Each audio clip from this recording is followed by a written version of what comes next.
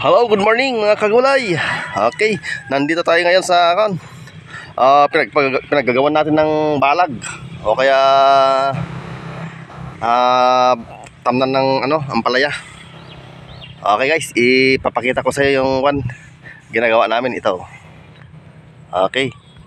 Ito, bale ito na po yung ginagawa natin.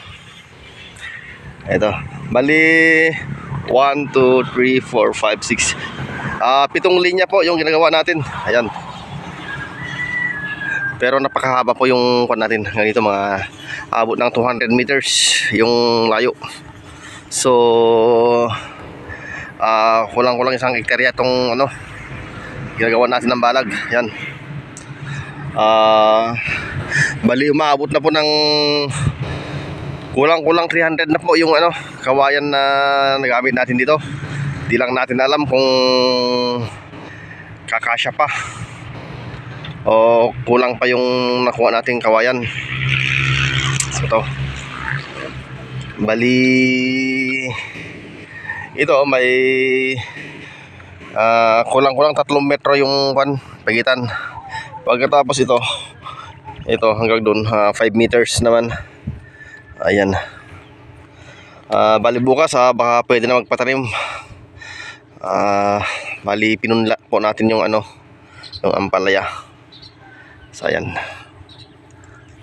Konting tisa lang, malapit na matapos. Bali ito, kawayan rin yung nasa taas. Pero matibay po to.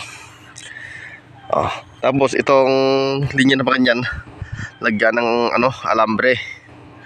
Tapos dito naman lagyan ng tansi. Tapos akyatan na ng liting na ilalagay natin dito guys. Kasama natin si Jerry saka si Kuya Will. Ayun. Siya po naghakot ng naghukay, si Kuya Will. Ito naman nagtatabon ng nagsisidsid. Nagsisidsid ng puon ng bayog. Nagmumula ng kawayan para pag dumami hindi na kami hindi na kami bibili. Kumusta yan Kuya Will? Ayan. Kuya Will, kumusta dyan? Kumusta ang paghukay? Nakuha mo na ba yung natin dyan? Yung ginto natin? Nakakulay yellow si Kuya Will. Ayan. Bali yan guys, nagkakalat na po yung kawayan natin. Bali hindi pa tayo nakahudwa. Bali pang 4 days na namin ngayon. Ito 1, 2, 3, 4, 5, 6, 7. Hindi pa tayo nakapagkalati. Mga nasa 3/4 lang tayo.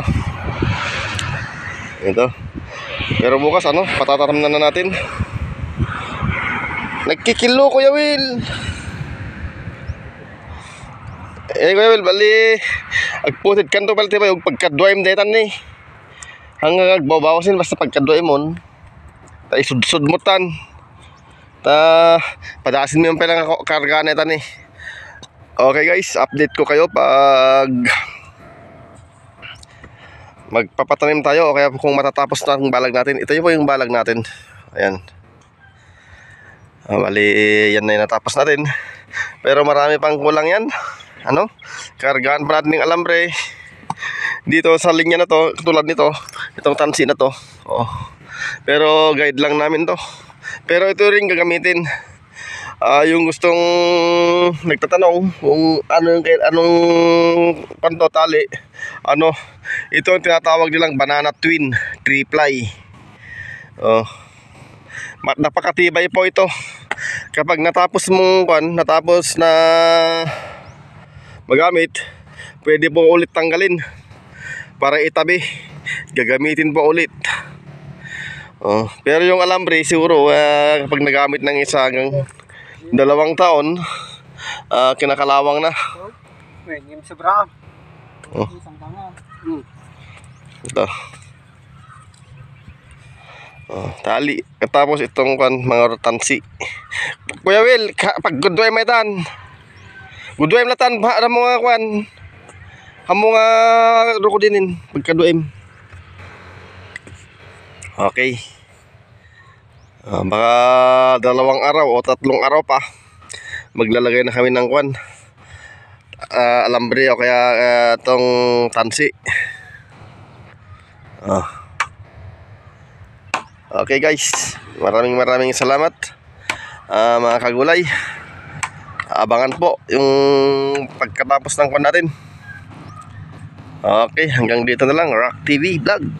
Maraming salamat.